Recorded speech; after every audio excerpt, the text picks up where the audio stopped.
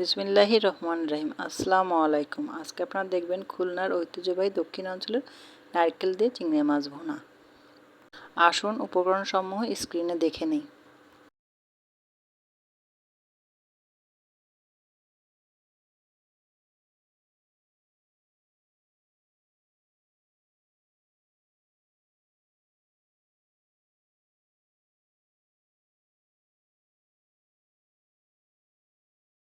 এবার হামানদিস্তায় মৌরি, জিরা, ধনিয়া একসাথে ভালো করে থেতো করে বেটে নিই।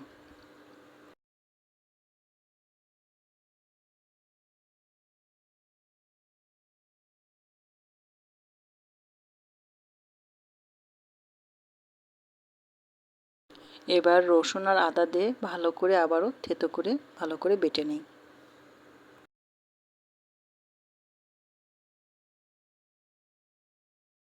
কড়াইতে তেল দিই। তেল দিয়ে ভালো করে পেঁয়াজগুলো ভেজে নিই।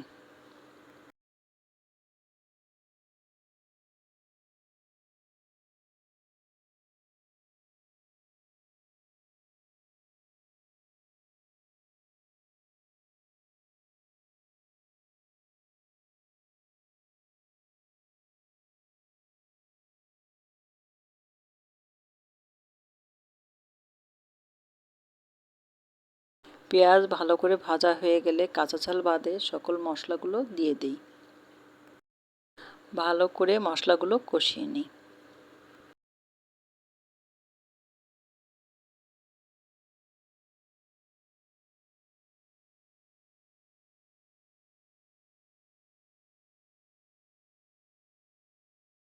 পরিমাণ মতো লবণ দিই।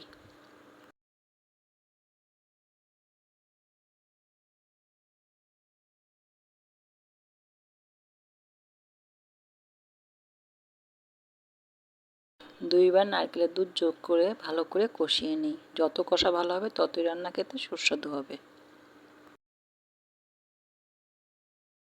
খুলনার দক্ষিণ অঞ্চলে অতিথি আপ্যায়নে চিংড়ি মাছটা থাকবেই। আমার মা এই রান্নাটা খুব সুন্দর করে করতেন, তার কাছ থেকে এই রান্নাটা শেখা। কাঁচা ঝাল দিয়ে আবারও কষিয়ে নিই। কষা হয়ে গেলে এবার আমরা একে একে চিংড়ি মাছগুলো দিয়ে দিই।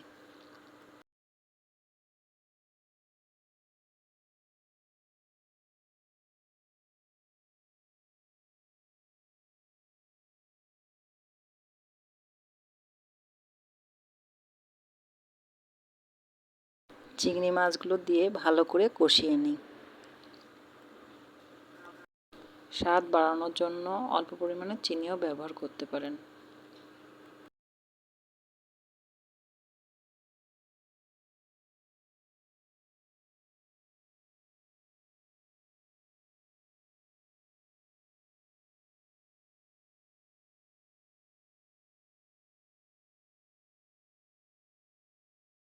এবার ঢেকে দিই। চিংড়ি মাছ কষা হয়ে গেলে সবটুকু নারকেলের দুধ দিয়ে দিই।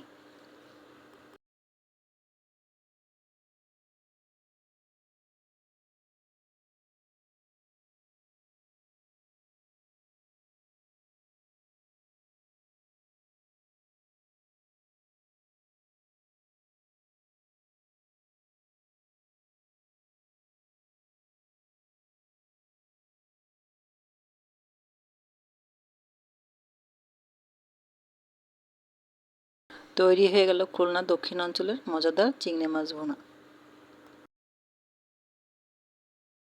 আজকে এ পর্যন্তই। পরবর্তী আবার নতুন রান্নার সামনে আসবো ইনশাআল্লাহ।